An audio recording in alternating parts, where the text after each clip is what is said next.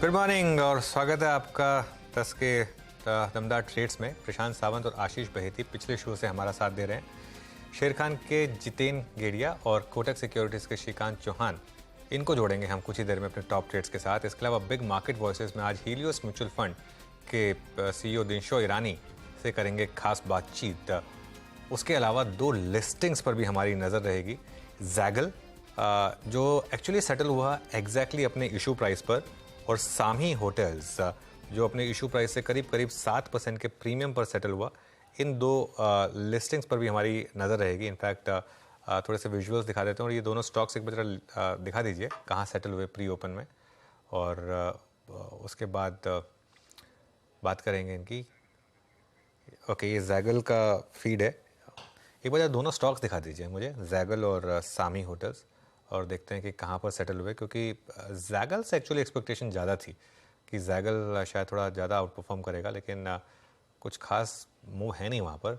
सामी hotels दूसरी तरफ थोड़े से प्रीमियम के साथ लिस्ट हो रहा है, लेकिन खैर इन पर आएंगे थोड़ी देर में। मार्केट देखिए complete U turn, complete collapse, और अब देखिए मिड कैप इंडेक्स आप 0.5% नीचे मिड कैप इंडेक्स, और ये बहुत बड़ी चिंता की बात, क्योंकि मिड कैप इंडेक्स में स्टेबिलिटी जो लौट रही थी वीक के मिडिल में, अब वो नीचे आता हुआ। निफ्टी ने एक कंप्लीट कोलैप्स दिखाया बीरो, और ये काफ़ी डिसअपॉइंटिंग जिस तरीके से निफ्टी टर्न हुआ है। और इवन जो स्ट्रॉन्ग स्टॉक्स थे जैसे चोला हो गया, बाकी के स्टॉक्स हो गए, वहाँ पर भी अब रिवर्सल आ रहा है।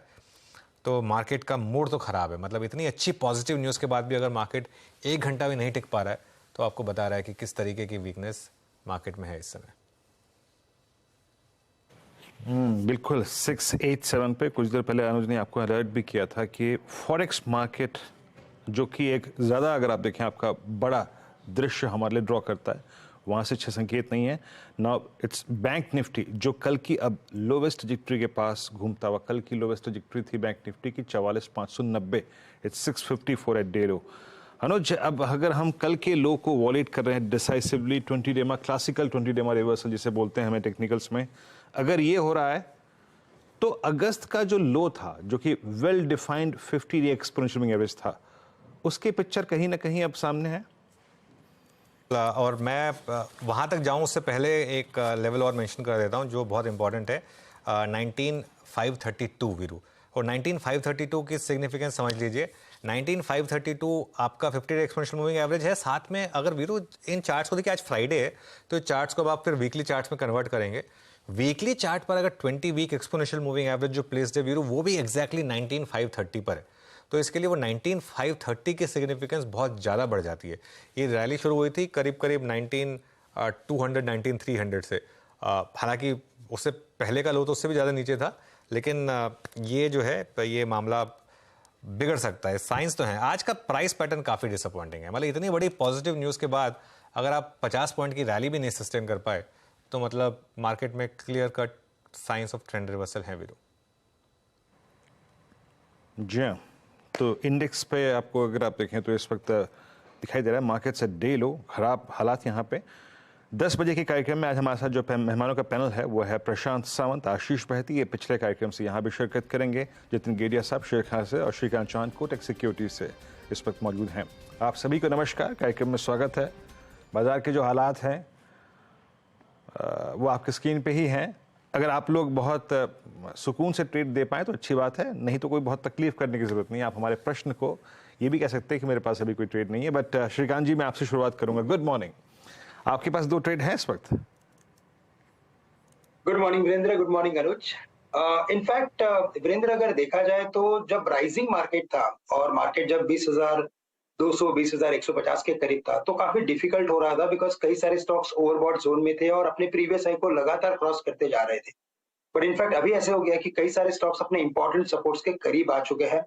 कई सारे स्टॉक्स में कुछ डबल बॉटम बन रहा है, कुछ डाइवर्जेंस आ रहा है। मुझे लगता है कि इनफैक्ट अभी यहाँ का जो माहौल है, यानी कि 19,700 से लेकर मैं कहूंगा 19,600 तक, या तो शायद 550 तक, जिसके ऊपर अभी अनुज चर्चा कर रहे थे, मुझे लगता है इस रेंज में हमें कुछ ना कुछ कॉन्ट्राबेट्स लेना काफी जरूरी है। मार्केट्स हाईली ओवरसोल्ड है, एक अच्छा रिबाउंड बिल्कुल इस मार्केट में बन सकता है। करंट लेवल से अगर कुछ लॉन्ग करना है तो मुझे लगता है कि भारत हेवी इलेक्ट्रिकल्स BHEL जो 124 के करीब ट्रेड कर रहा है, अगर ये एफएनओ में बैन होगा तो आप कैश में ले सकते हैं, लेकिन करंट लेवल से मुझे लगता है कि भारत हेवी को लॉन्ग किया जा सकता है 123.24 में। स्टॉप लॉस रखे यहाँ पे 120 का, टारगेट्स नजर आते हैं 135 के, और साथ ही साथ मुझे लगता है कि बंधन बैंक यहाँ पे फॉर्मेशन काफी आउट परफॉर्मिंग फॉर्मेशन बना है, 250 के करीब इसे लॉन्ग करे, टारगेट्स रखें 265 के, स्टॉप लॉस हमें जो रखना है वो हम रखेंगे तकरीबन 243 का, तो 243 का स्टॉप लॉस रखे और करंट लेवल से बंधन बैंक को भी लॉन्ग करके चल सकते हैं। ओके, चलिए बंधन बैंक का ये और बीएचईएल है शायद बैन में, तो आपको स्पॉट में ट्रेड लेनी होगी बीएचईएल की, वो वाली ट्रेड आपको कैश में मतलब फ्यूचर्स में आप ले नहीं पाएंगे, बीएचईएल बैन में है इस समय। चलिए अब प्रशांत जी, आपकी फ्रेश ट्रेड्स क्या होंगे इस समय की? जी अनुज जी, दो स्टॉक्स जहाँ पे मेरी नजर है उनमें से फर्स्ट होगा एक वोलाटाइल मार्केट में रिस्क बहुत छोटी है, एक बाय एक शॉर्ट ट्रेड होगा। तो बाय ट्रेड होगा डीएलएफ, मुझे लग रहा है 20 दिनों के एवरेज पे सपोर्ट ले रहा है, छोटी सी रिस्क है, 509 स्पॉट में स्टॉप लॉस रखेंगे और टारगेट रखेंगे 534 534। और नेक्स्ट होगा एमएनएम में शॉर्ट, यहाँ पे जो परसों के दिन हाई बना था वो एक क्लियर कट ट्रैप था जिसे हम बुल ट्रैप कहते हैं, और यहाँ पे मैं शॉर्ट रेकमेंड करूंगा। स्टॉप लॉस होगा 1620 के ऊपर, स्पॉट जो टारगेट में देख रहा हूँ वो 1540 से लेके 1530 के देख रहा हूँ। ओके, तो प्रशांत जी के ट्रेड्स भी यहाँ पे हो गए आपके स्क्रीन पे, और दो ट्रेड्स यहाँ पे आ चुके हैं। अब चलते हैं आशीष बहती जी के पास। आशीष जी, आपके ट्रेड क्या होंगे? वीरेंद्र जी, दो ट्रेड रहेंगे मेरे। एक तो बायोकॉन में शॉर्ट, फ्रेश शॉर्ट्स यहाँ पे बिल्टअप होते हुए देखने मिल रहे हैं, और क्लियरली जिस हिसाब से वाई बिल्टअप हो रहा है, हमें लग रहा है कि गिरावट यहाँ से और बढ़ के 200 एमआ तक ये स्टॉक जाता हुआ देखने मिल सकता है। तो 265 का एक स्टॉप लॉस लगाकर इसमें बिकवाली की सलाह है। हमें लगता है 254 तक के लेवल्स बायोकॉन में आते हुए देखने मिल सकते हैं। दूसरा ट्रेड जो रहेगा वो एचडीएफसी एएमसी में।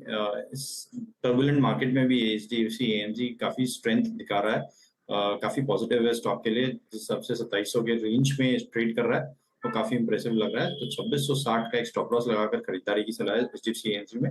हमें लगता है इसमें 2790 तक के लेवल्स देखने मिल सकते हैं। यहाँ पे दो ट्रेड्स। अच्छा, मुझे लग रहा था कि ओके, तो यहाँ पे आशीष बहती जी के दो ट्रेड्स हो गए। अब चलते हैं जतिन जी के पास। जतिन, गुड मॉर्निंग, आपके दो ट्रेड्स क्या रहेंगे? Good morning. मेरे दो ट्रेड्स, एक लॉन्ग साइड पे होगा, एक शॉर्ट साइड पे होगा। तो लॉन्ग साइड पे अगर जो मैं ट्रेड करना चाहूंगा तो वो एचडीएफसी लाइफ होगा।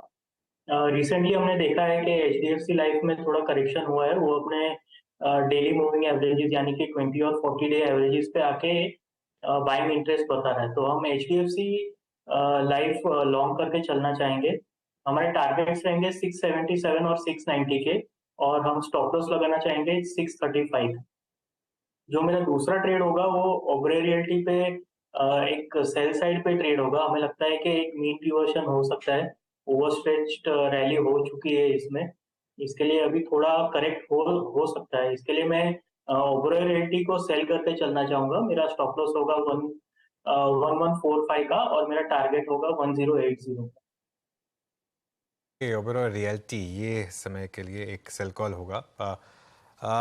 बैंक निफ्टी अब रेड में आ गया है, और ज़्यादा नहीं लेकिन 25 पॉइंट नीचे 44,600 ब्रीच करने की तैयारी यहाँ पर, और मिड कैप इंडेक्स अब 39,900 के करीब। इनफैक्ट मिड कैप इंडेक्स की जहाँ तक बात है, अब ये इंडेक्स जो है अपना 20 डे मूविंग एवरेज ब्रीच कर रहा है काफ़ी टाइम के बाद।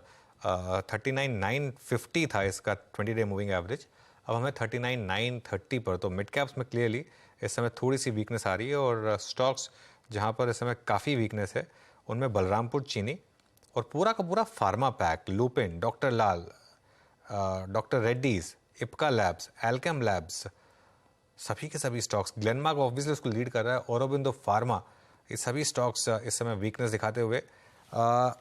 बहती जी, फार्मा स्टॉक्स में कोई फ्रेश ट्रेड? बायोकॉन के साथ साथ अगर किसी को शॉर्ट करना है तो आई थिंक सिप्ला में भी बहुत ज्यादा गिरावट देखने मिल रही है, और इन लेवल्स पे भी जिस हिसाब से सिप्ला प्लेस्ड है, ये तीसरा दिन है गिरावट का जहाँ पे अच्छी खासी सेलिंग, और कल के न्यूज फ्लो के बाद इसमें सेलिंग और इंटेंसिफाई होते हुए देखने मिल रही है। तो स्पेस अभी भी बहुत है इसमें गिरावट का। 200 एमआ अभी भी 1090 के करीब प्लेस्ड है।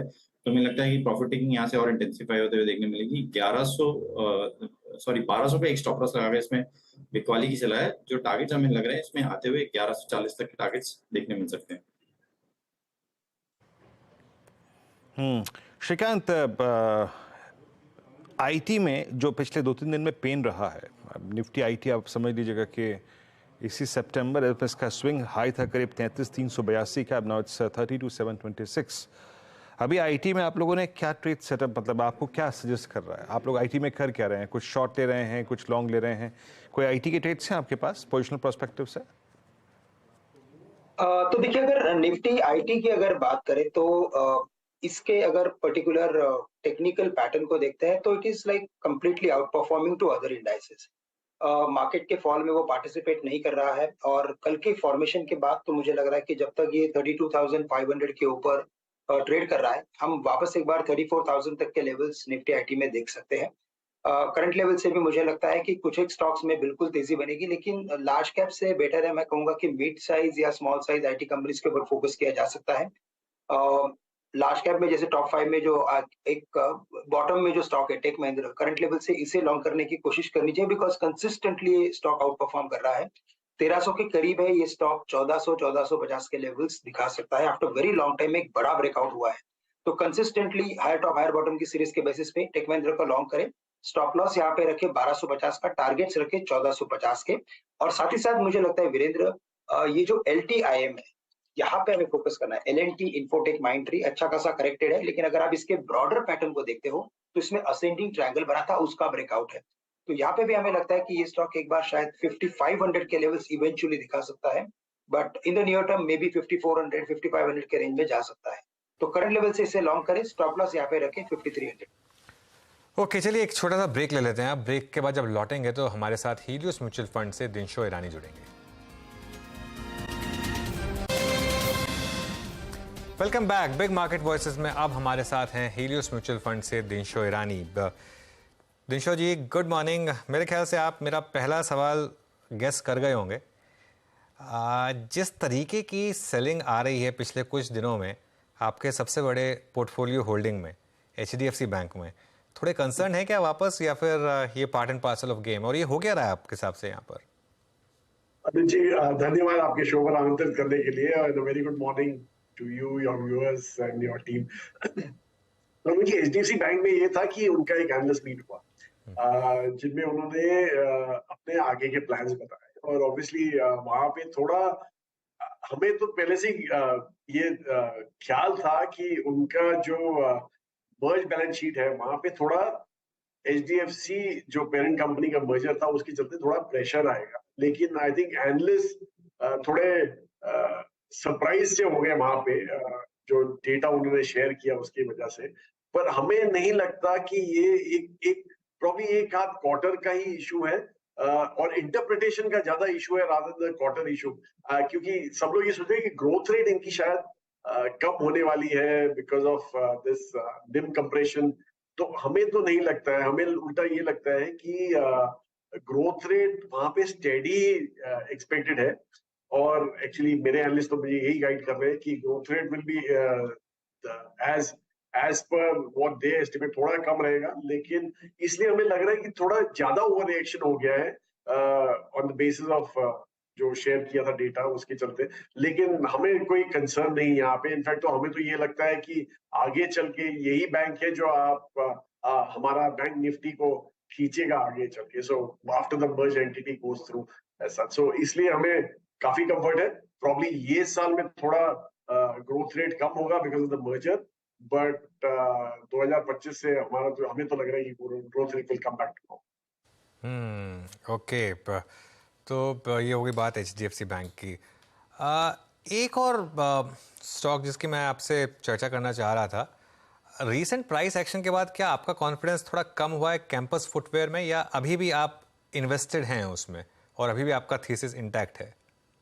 जी अनुज जी, मैं कैंपस स्पेसिफिकली बात नहीं करूंगा, लेकिन मैं ये आपको याद होगा कि शायद हमने एक बार बोला भी था आपको कि जैसे ही हमें लगता है कि वैल्यूएशन थोड़े स्ट्रेच होने लग गए थे काफी काउंटरों में, कंज्यूमर काउंटरों में, और हमने ट्रिम करना चालू किया था वहां पे ना, तो ये भी एक वो स्टॉक था जहां पे हमने ट्रिम किया था, तो उसके चलते हमारा वेट काफी लिमिटेड है। सो हम एक्चुअली वैल्यूएशन से काफी रूल्ड होते हैं, हमारा हमारा जो पोर्टफोलियो है वो काफी रूल्ड होता है वैल्यूएशंस को चल के। तो इसलिए जैसे ही लगता है जहाँ पे स्ट्रेच हो रहा है और ग्रोथ रेट थोड़े क्वेश्चन में आ रहे थे, तो हम ट्रिम करना चालू कर दिए थे, इसलिए ऐसा है। तो वी आर क्वाइट कंफर्टेबल।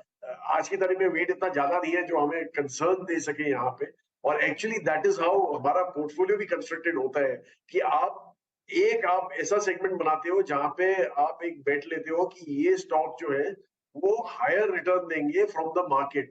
तो वो जो पोर्शन होता है वो काफी हद तक कंट्रोल में रखना चाहिए आपको, और वहां पे वेट आपका थोड़ा कम होना चाहिए हर एक स्टॉक पे एज कम्पेयर टू आपके जो स्टेडी रिटर्न वाले स्टॉक है।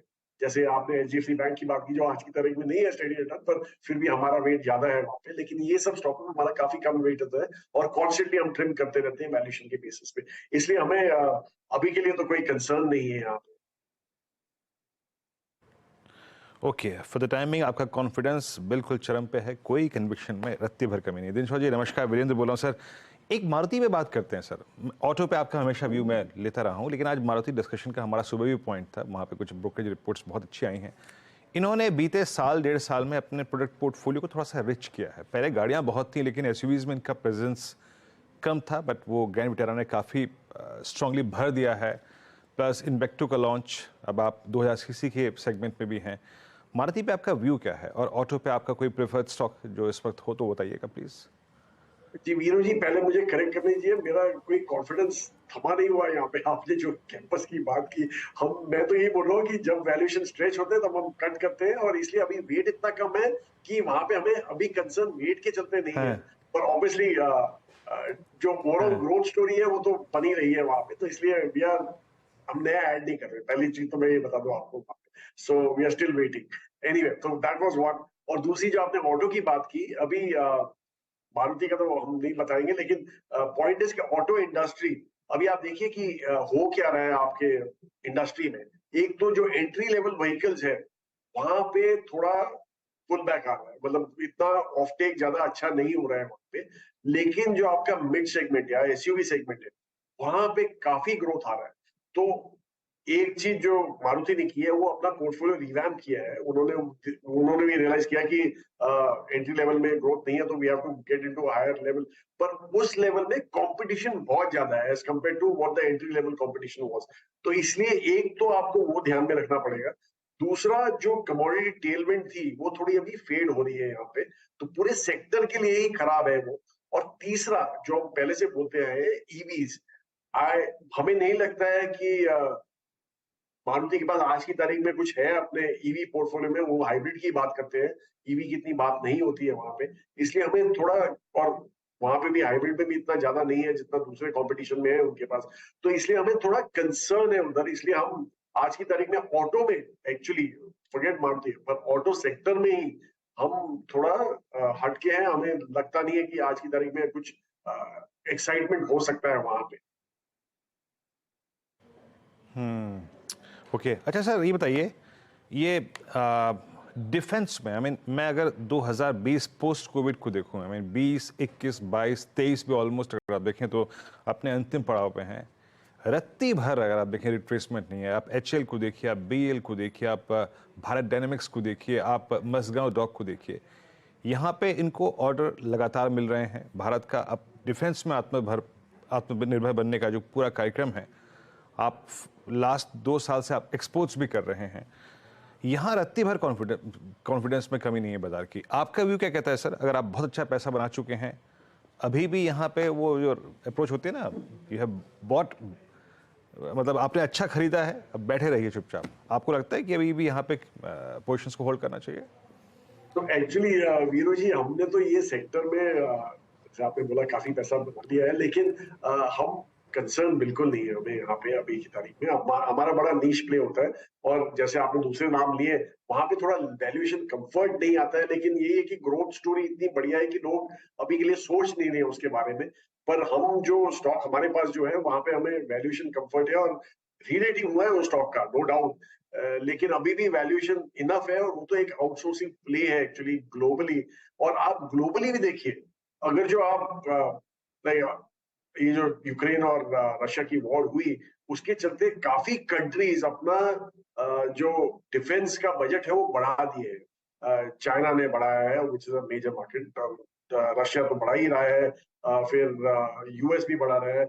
ऑल बिग इकोनॉमीज अगर आप देखें तो काफी बड़ा, यूरोप में अप कर रहे हैं because of their alliance with US. तो इसलिए हमें लग रहा है कि वहां पे एक अच्छी आउटसोर्सिंग स्टोरी बन सकती है और इसीलिए हम इसमें डटे रहेंगे। इनफैक्ट हमारे नए पोर्टफोलियोज में हम जो हमारा एग्जिस्टिंग वेट है, इनफैक्ट एक डिफेंस स्टॉक है जो हमारे टॉप 5 होल्डिंग्स में आता है, वो हमें उसी वेट में ऐड करते हैं। We haven't cut the weight also there, इसलिए मैं बोल रहा हूँ कि कंफर्ट भी बना रहा है उसमें वैल्यूएशन का, एंड रहेंगे हम वहां पे। हमें लग रहा है कि ये काफी लंबी स्टोरी बन सकती है गिवन नॉट ओनली इंडिया की वो अपना जो डिफेंस का आउटसोर्सिंग वो कम करना चाहता है और इंडिजिनाइजेशन ज्यादा करना चाहता है, बट ऑल्सो द फैक्ट कि ग्लोबली जो स्पेंड्स है वो बढ़ रहे हैं डिफेंस में, और India can be a base for outsourcing the defence requirements.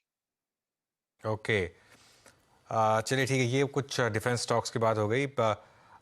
Hotels में अब चेकआउट करने का टाइम आ गया है या अभी बने रहे यहाँ पर दिनशा जी? जी अच्छा आपने बोला चेकआउट करने का टाइम आ गया, पर एनीवे हमें यही लग रहा है कि थोड़ा पीक आउट हो रहा है sector, no doubt about that, क्योंकि एक्चुअली आप देखें तो ऑलरेडी ये क्वार्टर में ग्लोबल इवेंट्स हैं, काफी ग्लोबल इवेंट्स हो गए हैं सितंबर के क्वार्टर में। एक और इवेंट होने वाला है वर्ल्ड कप, और वो काफी हद तक आई थिंक ऑलरेडी बुकिंग्स में दिख रहा है सब जगह। तो ये क्वार्टर और अगला क्वार्टर प्रॉब्ली आपको पीक दिखेगा यहाँ पे। और एक्चुअली होटल का always has been a cyclical sector, और पर दूसरा ये है कि it is always been driven by supply rather than demand. Demand तो हमेशा रहा है, सप्लाई का इशू रहता है होटल्स में। पर यहाँ पे भी हमें लग रहा है कि थोड़ा अभी थम जाए तो ठीक है, इसलिए नए पोर्टफोलियो में हम अभी आज की तारीख में होटल ऐड ज्यादा नहीं कर रहे हैं।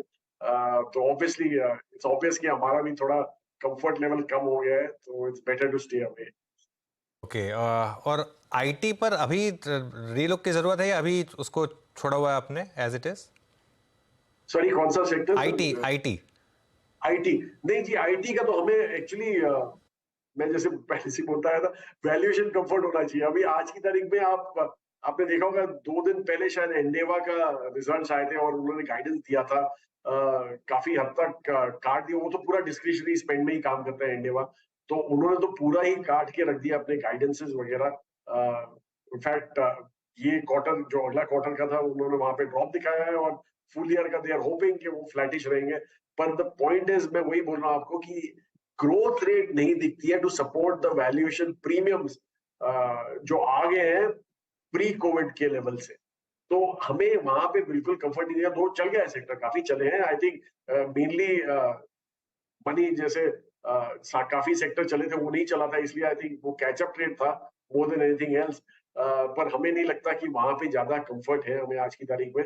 अभी भी दो हमारे पास एक नीश प्ले है जो हमें लग रहा है कि ऑटो के चलते वो अच्छा कर सकता है, और एक और दूसरा नीश प्ले है जो प्लेटफॉर्म प्रोवाइडर है। इनफैक्ट 2-3 प्लेटफॉर्म प्रोवाइडर्स है हमारे पास जो हमने रखे हुए हैं, पर those are not actually IT, they are more of platform providers. तो दैट इज हाउ हमारा एक्सपोजर बनता है आईटी के थ्रू, अदरवाइज हमें नहीं है कंफर्ट आज। सर अक्टूबर में कोई किसी मैच की टिकट विकेट लिया आपने? कोई मैच देखने का प्लान है वर्ल्ड कप में? जी, मैं पहले ट्राई कर रहा था वो इंडिया पाकिस्तान वाला मैच अहमदाबाद का, लेकिन टिकट के भाव देख के मैं भाग गया, और उसके बाद भी वो आई थिंक भाव डबल हो गए वहां से भी जहां से सोचा था। और दूसरा जो होटल के भाव देखे थे वो तो बिल्कुल ही मैं बताऊं सर, मैंने फ्लाइट बुक करा रखी थी और किसी के कमिटमेंट पे कि टिकट मिल जाएंगे, लेकिन फाइनली 2 दिन पहले मुझे उसने प्राइस कोट किए। मैं कहा ठीक है रहने देता हूँ, इस प्राइस में मैं मेरे ख्याल से 3-4 टीवी खरीद लूंगा बड़े बड़े। तो अब मैंने वो फ्लाइट कैंसिल करा दी है। अनुज, कोई गुंजाइश नहीं है उस टिकट की भारत पाकिस्तान मैच की। आपको जाना होगा अहमदाबाद देखने को, तो रहने के लिए आपको शायद हॉस्पिटल बुक करना पड़ेगा। कर रहे हैं लोग, वो भी कर रहे हैं लोग, वैसे वो भी कर रहे हैं। हाँ वीरो, ठीक है। बिल्कुल, देखिए माई मतलब एंटरटेनमेंट एट माई प्राइस, वो प्राइस देकर तो मैं भी नहीं जाऊंगा, बहुत क्लियर है, हाँ सिंपल। मतलब कोई जुनून थोड़ी ना है, मतलब ठीक है मैच मिल रहा है डिसेंट प्राइस पे मिल रहा है तो देखेंगे, वरना नहीं देखेंगे। ऐसी कोई टीवी पे देख लेंगे दोस्तों के साथ बैठ के, वही क्या कह रहा हूँ, दिक्कत है। डायरेक्ट टेलीकास्ट तो आजकल दिखता ही है, तो टीवी में देख लेंगे। मत अच्छा दिनेश सर, अल्टीमेटली प्रश्न अब मैं आता हूँ इसी चीज़ को छेड़ते हुए, अब सभी क्वेसा सेगमेंट पे, आई मीन जोमेटो ने लोअर लेवल से अच्छा पुल बैक दिया, इट्स 99.60 नाउ। मैं प्राइस पर टिप्पणी करने को नहीं कह रहा हूँ। देवयानी इस सेगमेंट में पिछले कुछ समय में काफ़ी अच्छा खासा मूव दिया है, जोमेटो स्टेबल हुआ है। आपका व्यू, कोई खास स्टॉक जिस पर नजर रही हो आपकी? जी देखिए, क्यूएसआर सेगमेंट एक ऐसा है कि जहां पे हमें उल्टा लगता है कि अभी तो चालू हुआ है वहां पे, एज एन ग्रोथ होना चालू हुआ है वहां पे। और आपने जो नाम लिए, ये सब वेस्टलाइन भी एक पार्ट है उसका, जोमैटो भी पार्ट है, पार्ट एंड पार्सल है ये सबका। तो यहाँ पे हमें लग रहा है कि गिवन द ग्रोथ, और एक्चुअली देखा जाए तो India is probably today largest base है यंग पॉपुलेशन का। इनफैक्ट ऑलमोस्ट 65 करोड़ लोग हैं जो 25 से कम है, यहाँ पे 25 की उम्र से कम है। तो ये ही लोग हैं जो आपका टारगेट सेगमेंट है, और आज की तारीख में तो just tip of the iceberg है अभी के लिए। तो fraction, in fact not even tip of iceberg, एक फ्रैक्शन है जो अभी जाता है ये सब प्रोडक्ट्स के लिए। तो वहां पे तो सिर्फ ग्रोथ ही दिख सकता है आपको, इसलिए। पर एक चीज है, आपको again as I said, valuations का आपको ध्यान रखना पड़ेगा। Growth rate can carry you away, but valuation have to be sacrosanct. तो इसके लिए आपको जरा पिक एंड चूज करना पड़ेगा। बहरहाल लॉन्गर टर्म ग्रोथ स्टोरी में तो कोई इशू नहीं लगे। चलिए सर, दिनेश सर बहुत बहुत शुक्रिया, आप इस कार्यक्रम में शामिल हुए, सभी सेक्टर्स पे आज खुल के बात हुई। कोई बात नहीं, भारत पाकिस्तान का मैच टीवी पे ही देखेंगे sir. And have a nice weekend, बहुत बहुत अच्छा रहे आपका ये वीकेंड। इन्हीं शुभकामनाओं के साथ एक बार फिर से नमस्कार आपको। इंडिसेस बैकफुट पे हैं 19695, thank you very much sir.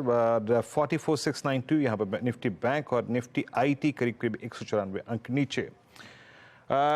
Jatin, कोई और स्टॉक ऐड करना चाहेंगे जिसको पिछले आधे घंटे में आपने रीड किया हो? देखिए मार्केट अभी एक क्रूशियल लेवल पे है, तो मैं कोई ऐड नहीं करना चाहूंगा। मेरे को लगता है कि 1-2 घंटे का और जो ट्रेड होने के बाद मेरे को लगता है कि थोड़ा और क्लैरिटी आएगा। मार्केट एक क्रूशियल सपोर्ट पे है, 19680 19720 एक बहुत ही स्ट्रॉन्ग सपोर्ट जोन है। मेरे को लगता है वहाँ पे जो 20 डे एवरेज है और 50% फिबोनाची रिट्रेसमेंट लेवल भी है। तो मेरे को लगता है कि I will wait for some confirmation and then only decide on the further trends. चलिए जतिन, बहुत बहुत शुक्रिया आप इस कार्यक्रम में शामिल हुए, और मेरे ख्याल से मेरी आपसे आज पहली बार बातचीत हो रही है। अच्छा लगा आपसे बातचीत करके। Have a nice weekend Jatin.